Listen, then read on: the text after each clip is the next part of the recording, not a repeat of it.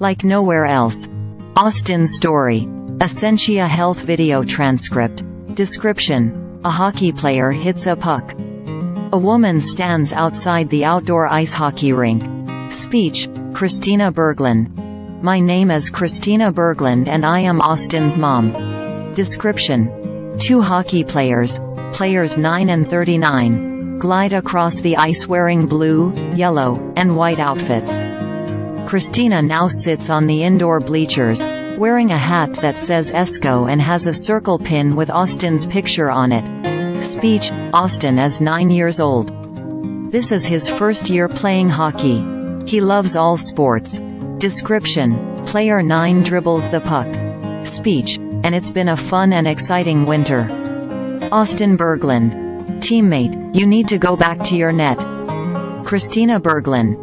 Austin was born missing the lower part of his right arm. Description: Austin sits on a bench in his hockey gear and his mom snaps on a hockey attachment prosthetic to his arm. Speech: when we first started this season, Austin had a body-powered prosthetic with a hockey attachment for the end of it. But it was too tight on the stick. And for his age and ability, he wasn't able to get the stick in and out of it or move it or really control it.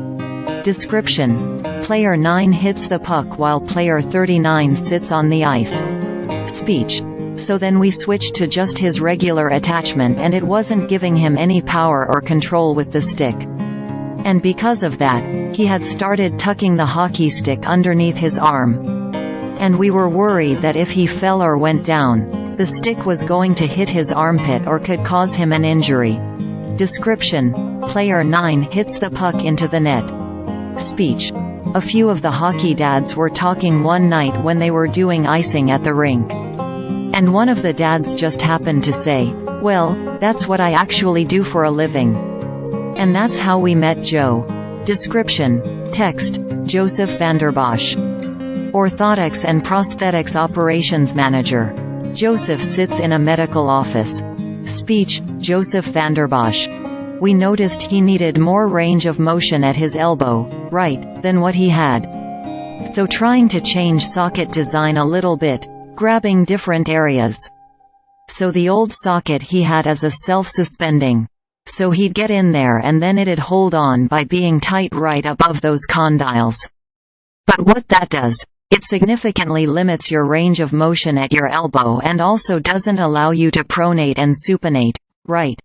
Description: he twists his wrist right and left. Speech: and so we threw a liner on him with a little locking mechanism that has a little pin on the liner, so he can lock in and suspend that way. Description: Austin twists his new prosthetic and hockey stick rapidly back and forth. Speech: so we can kind of free up the range of motion at the elbow, so he could get much more range at the elbow. And we were able to grab him tight enough where we were capturing some pronation and supination.